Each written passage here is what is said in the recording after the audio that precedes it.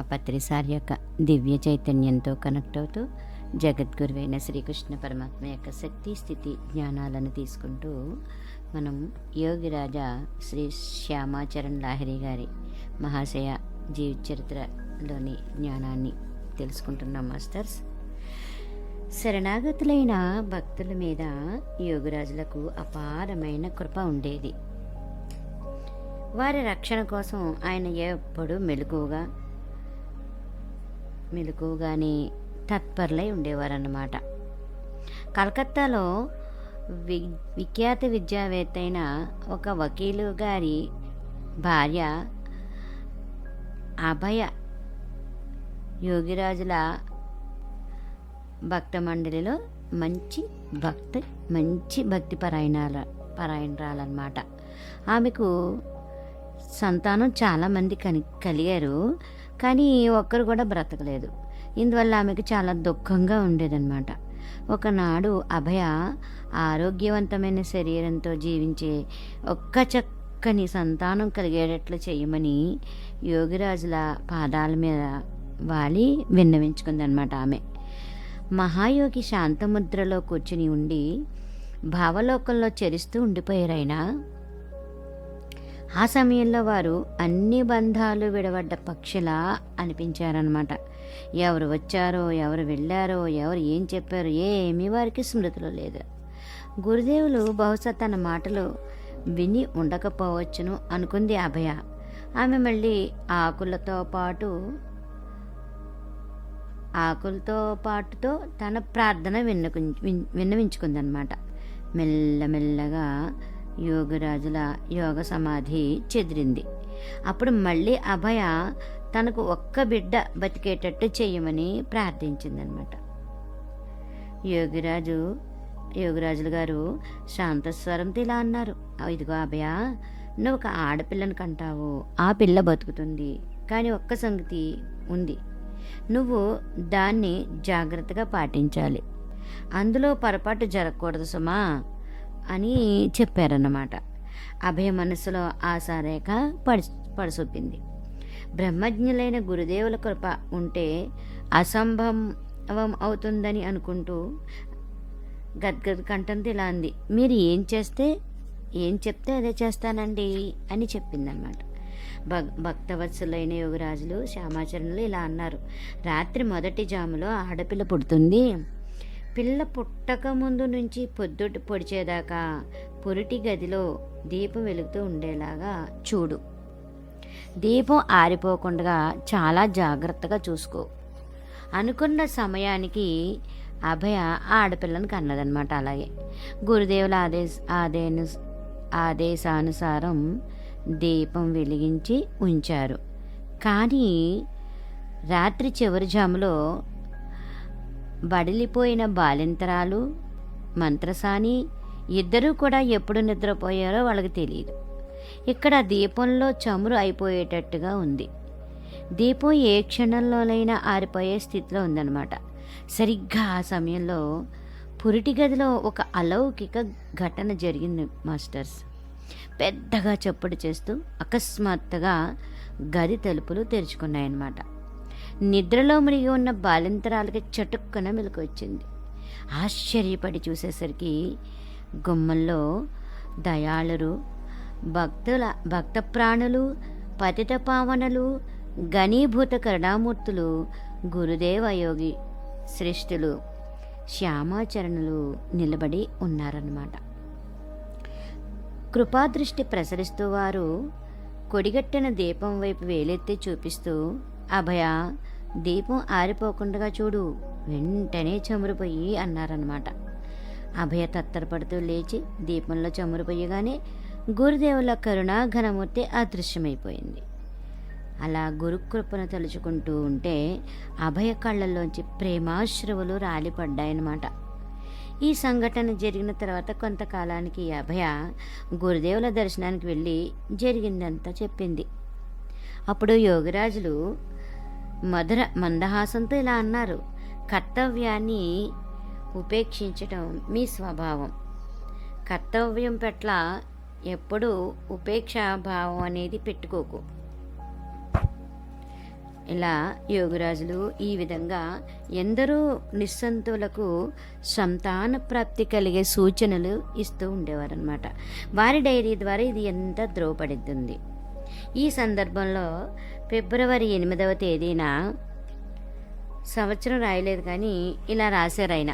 అంటే శ్యామ్లాల్ కో పుత్ర హోనే కా ఉపాయ్ బతలయ, అంటే శ్యామ్లాల్కు పుత్రుడు కలిగే ఉపాయం చెప్పాను అని రాశారనమాట. ఒకసారి జరిగిన సంఘటన ఏంటంటే, యోగిరాజుల నడిపి కూతురు హరికామిని అత్తవారి నుంచి పుట్టింటికి వచ్చింది. ఆమె అకస్మాత్తుగా ఆమెకు ఏషియాటిక్ కలరా వ్యాధి వచ్చిందనమాట. అమ్మాయి జబ్బు తగ్గే ఉపాయం చూడమని, ఎలాగైనా ఆమెను కాపాడమని కాశీమణిదేవి గారు యోగిరాజులను కోరారు.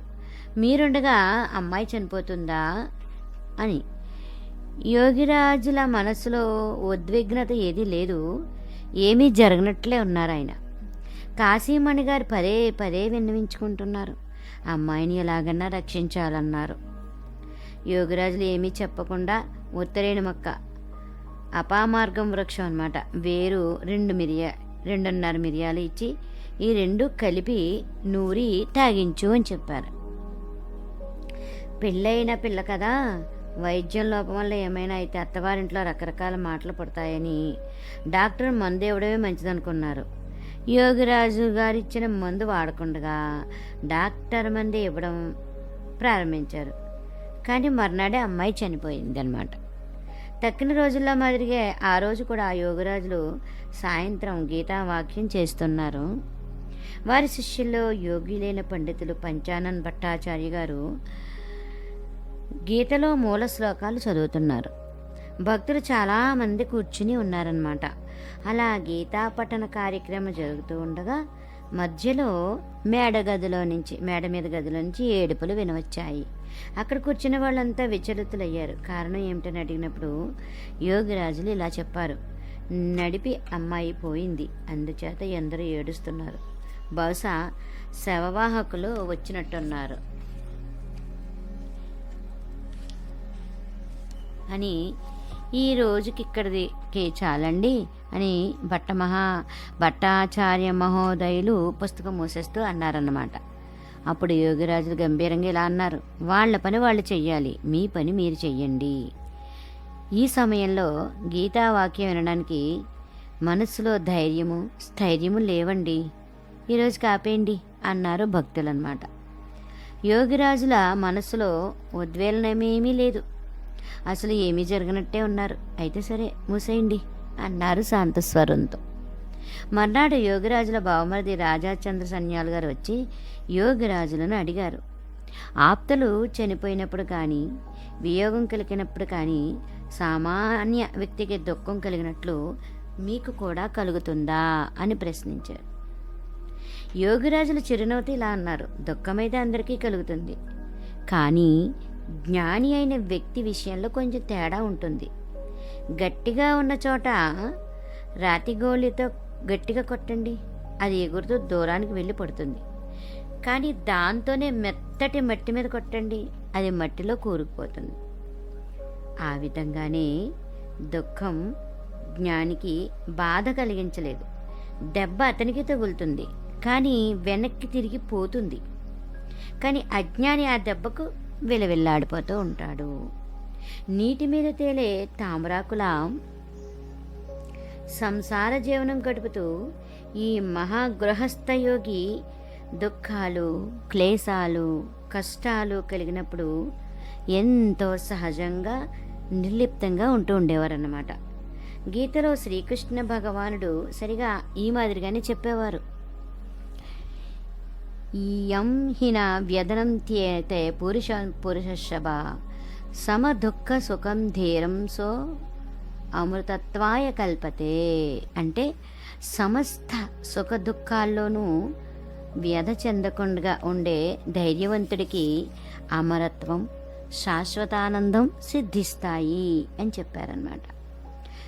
అలాగే యోగిరాజులు ప్రతిరోజు సాయంకాలాలప్పుడు గంగా ఒడ్డున రాణామహల్ ఘట్టంలో తిరగడానికి వెళ్తూ ఉండేవారనమాట. ఆయన గంగా ఒడ్డున అక్కడే కృష్ణారాముడనే భక్తుడి ఇల్లు ఉందన్నమాట.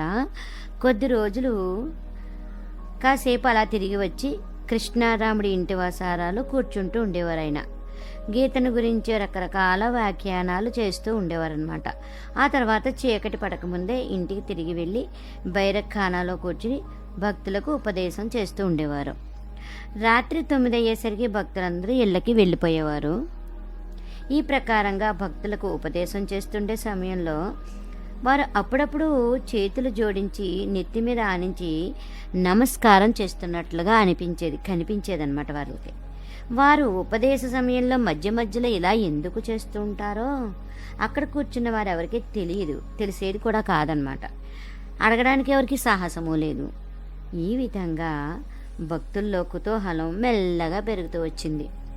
ఒకనాడు వారు అలా ఉపదేశం చేస్తూ హఠాత్తుగా నమస్కారం పెట్టినప్పుడు ఒక అతను చటుక్కున బయటకు వచ్చి చూశాడు.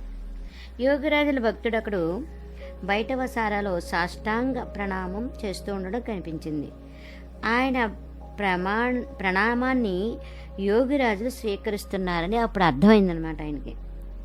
ఇంట్లోంచి బయటకు చూడడానికి అవకాశం ఏమీ లేదు. మరి ఈ విధంగా ఎవరైనా బయటి నుంచే ప్రణామం చేస్తున్నప్పుడు యోగిరాజులు ప్రతి నమస్కారం చేస్తున్నారన్నమాట అని అర్థమైంది వాళ్ళందరికీ. కనిపించినంతగా చాలా దూరంలో ఉండి నమస్కారం చేసే వ్యక్తికి వారు ప్రతి నమస్కారం చేస్తూ ఉంటారు. దగ్గర, దూరము, లోపల, బయట అన్నీ ఒకటే వారికి. అన్నీ స్పష్టంగా కనిపిస్తాయి. అందరిలోనూ వారు ఒక్కడనే చూస్తారు. ప్రియనాథ్ కరార్ గారు ఆయన ఆప్తమిత్రుడు రాముడు, ఇద్దరు యోగిరాజుల శిష్యులన్నమాట.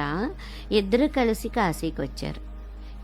మిత్రులిద్దరూ ప్రతిరోజు గురుదేవుల దర్శనానికి వచ్చి వారి ఉపదేశాలు వింటూ ఆనందంగా కాలం గడుపుతూ ఉండేవారన్నమాట.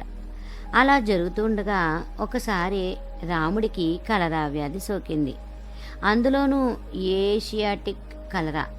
ఈ పరిస్థితిలో పరాయి చోట ప్రియనాథులు చాలా చింతలో మునిగిపోయారు. ఏం చేయాలో తోచలేదు. తిన్నగా గురుదేవుల సన్నిధికి పరిగెత్తారు. యోగిరాజులు ఆయన చెప్పేదంతా విని సామాజిక సాంప్రదాయ పద్ధతిలో మంచి డాక్టర్కి చూపించు అన్నారు. ప్రియనాథులు ఇద్దరు అనుభవజ్ఞులైన డాక్టర్లు తీసుకొచ్చారు. కానీ రోగం పెరుగుతూనే ఉంది. చివరికి డాక్టర్లు ఆశ వదులుకుని రోగికి అంతిమ సమయం వచ్చిందని చెప్పారనమాట. అప్పటిక మరో ఉపాయం ఏమీ లేదు. దిక్కుతోచక నిస్సహాయ స్థితిలో ఉన్న ప్రియనాథులు గురుదేవుల దగ్గరికి పరిగెత్తి రోగి అంతిమ స్థితిని గురించి వారికి తెలియజేశారనమాట. బహుశా అప్పటికి అతను చనిపోయి ఉంటాడని కూడా చెప్పారు. ప్రియనాథుల కళ్ళల్లోంచి అశ్రువులు ధారగా వర్షిస్తున్నాయి.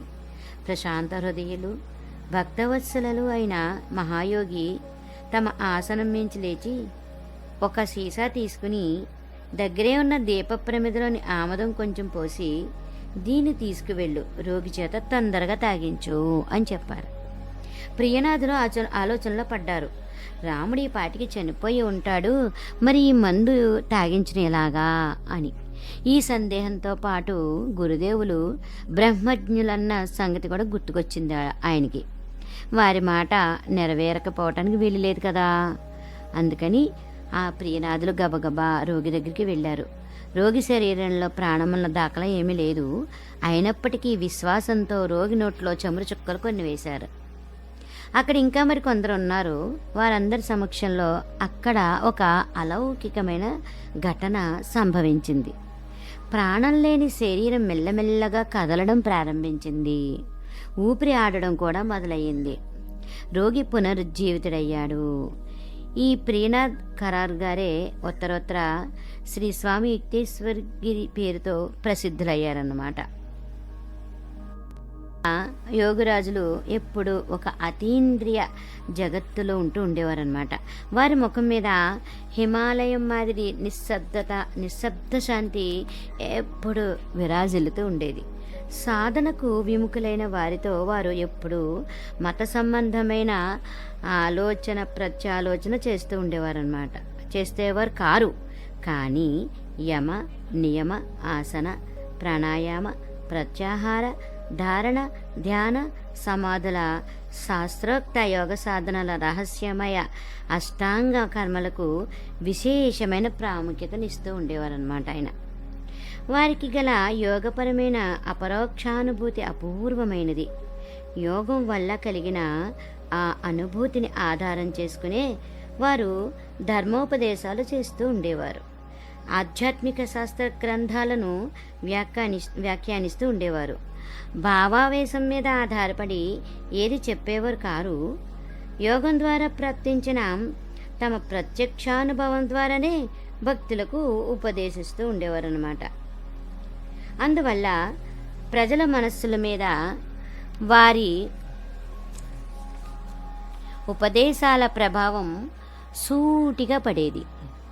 వారి వర్ణనా వ్యాఖ్యానము జీవంతంగా ఉండేవన్నమాట.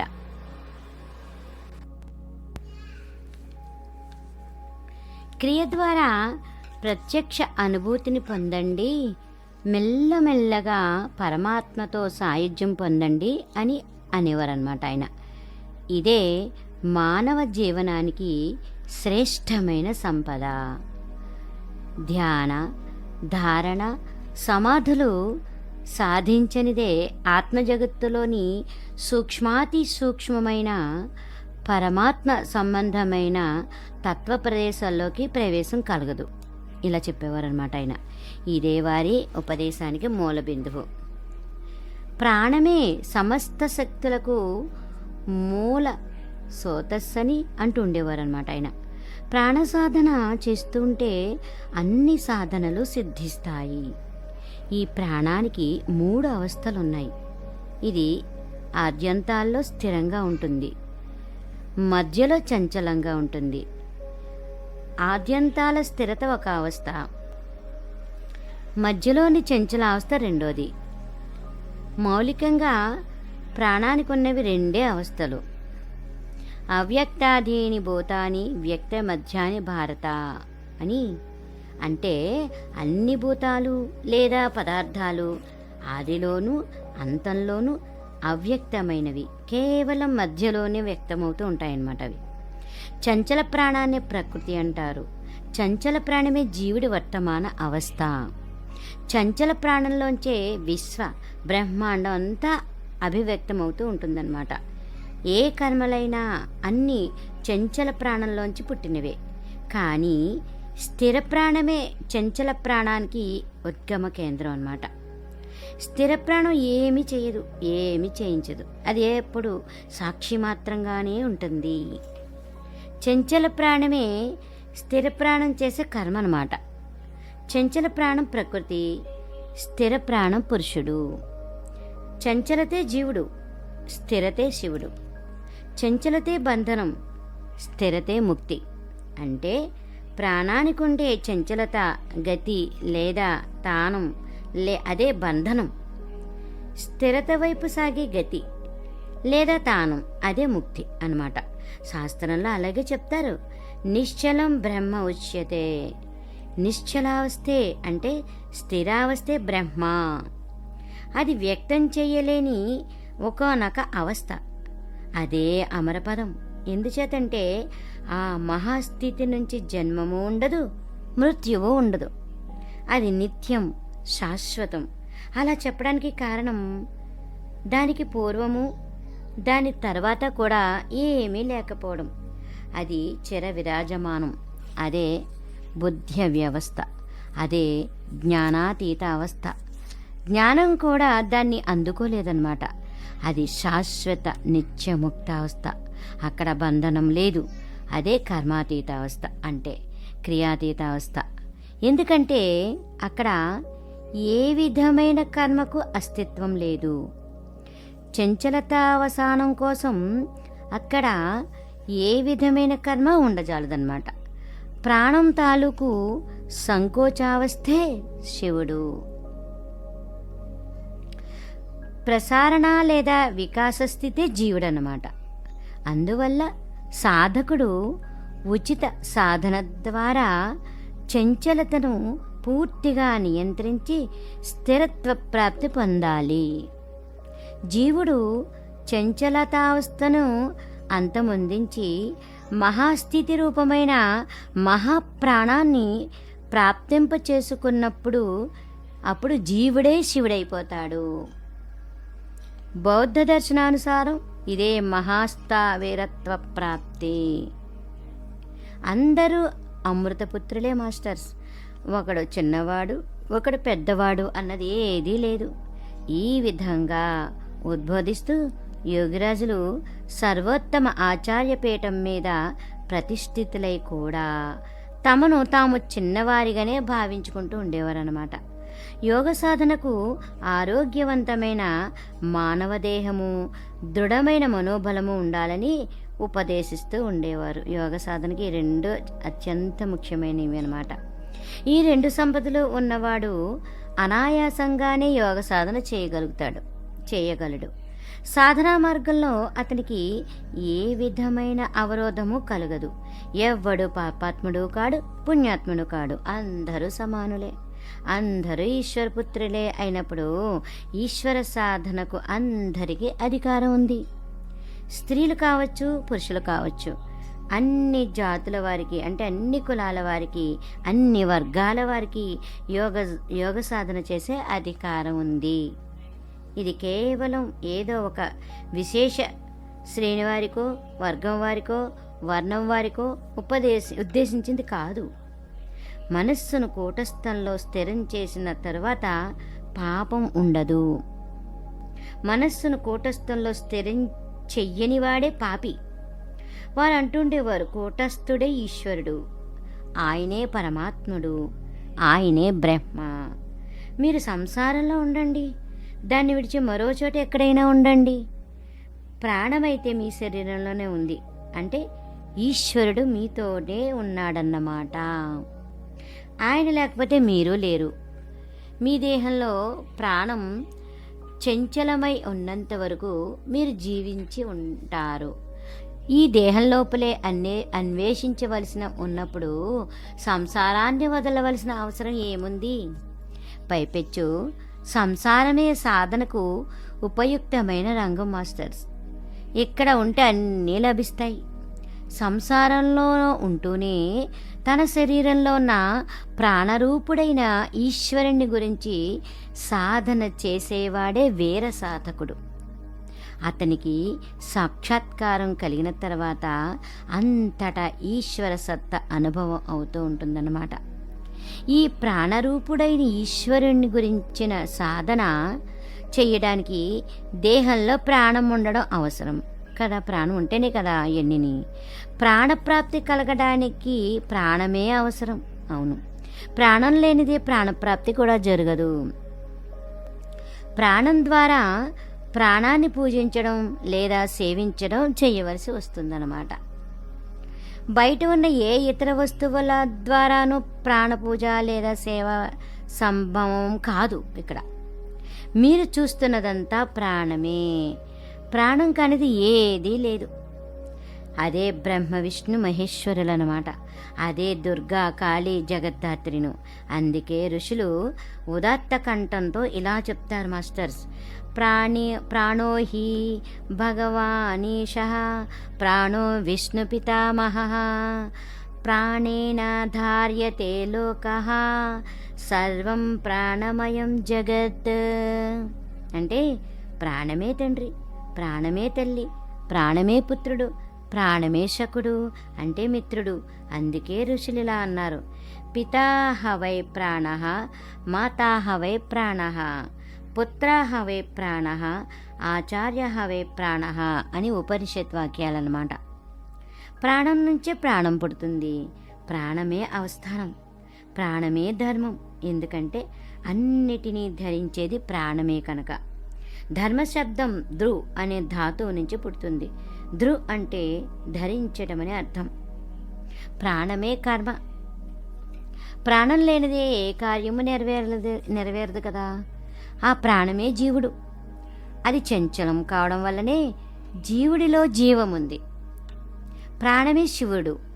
ఆయనే నిధనకర్త అంటే నాశనకర్త కావడం వల్ల ప్రాణమే దుర్గ. దేహరూపమైన దుర్గం అంటే కోటలో నివసిస్తూ, దేహంలో నివసిస్తూ అన్ని రకాల దుర్గతులను నశింపచేస్తుంది కాబట్టి ఆమె ఈ దేహంలోనూ బయట అంతటా కూడా విరాజిల్లుతూ ఉంది. ఆమె సర్వదర్శి. అందువల్ల మనుష్యుడి దగ్గర నుంచి పక్షి కీటకాల వరకు స్థావర జంగమాలన్నీ ఉపాసించవలసింది. వాటికి ధర్మమైనది కూడా ప్రాణమే. దేవతలందరూ ఉపాసించవలసింది ఈ ప్రాణాన్ని. హిందూ, ముసల్మాన్, క్రైస్తవాదులతో సహా అన్ని మతాల వాళ్ళు మొదలు అన్ని రకాల ఇతర ప్రాణుల వరకు ఉపాసించవలసింది ప్రాణరూపుడైన ఈశ్వరుణ్ణి. ప్రాణం ఉండడం వల్లనే ఇంద్రియాలు, అంగప్రత్యంగాలు, మనస్సు, బుద్ధి, అహంకారం మొదలైనవన్నీ ఉన్నాయి. అందువల్ల మీరందరూ మీ మీ ప్రాణాలను ప్రేమించండి, దాన్ని సేవించండి, దాన్ని ఉపాసించండి, ప్రాణం శరణు పొందండి. అలా చేసినప్పుడు జగత్ ప్రాణాన్ని ప్రేమించగలుగుతూ ఉంటారన్నమాట. అన్ని జీవుల మీద ప్రేమ కలుగుతూ ఉంటుంది. అదే ప్రేమకు మూల సూత్రం మాస్టర్స్. అదే అన్నిటికీ అధిపతి లేక యజమాని. ఇందుకే దాన్ని విశ్వపతి అని కూడా అంటారు. అందుకని దాన్ని ప్రేమించండి, అన్నిటి ప్రాణాలను సేవించండి. అంటే శ్వాస ప్రశ్వాస రూపమైన అవిరామ కర్మ అంటే ప్రాణకర్మ అంటే ప్రాణాయామం చెయ్యండి. అప్పుడే ప్రాణాన్ని ప్రాప్తింత చేసుకోగలుగుతారు. మీరు ప్రాణమే. ఆ ప్రాణం మీ వర్తమాన మీరును మూసిపెట్టి ఉంచిందన్నమాట. అదే మీ వర్తమాన మీరుకు విముక్తి కలిగించగలదు. అది తప్ప మరేది విముక్తి కలిగించలేదు. అలాంటి సాహసం దేనికి లేదు. ప్రాణమే బంధనకర్త, ప్రాణమే ముక్తిదాత. అందువలన యోగిరాజులు ఈ దేహంలోనే ఉంది అది, కానీ దానికోసం వెతికేవాళ్ళు, దాన్ని తెలుసుకునేవాళ్ళు ఎంతమంది ఉన్నారు అని ఆక్షేపిస్తూ ఉండేవారన్నమాట. బాహ్య ప్రాణాయామ రూపమైన శ్వాస ప్రశ్వాసల బహిర్ముఖ గతిని నియంత్రించి కేవలం అంతర్ముఖ గతి రూపమైన ప్రాణాయామాన్ని మాత్రం పొడిగించిన మీదట అన్ని రకాల కోరికలు నశించిపోతాయి. దానివల్ల జ్ఞానస్థితి కలుగుతుంది. అంటే పునరావర్తన బోధ కలుగుతుందన్నమాట. అలాంటి స్థితిలో దేహత్యాగం చేసిన తర్వాత తిరిగి వర్తమానావస్థలో జన్మ కలుగదు, పైపెచ్చు జీవన్ముక్తావస్థ కలుగుతుంది.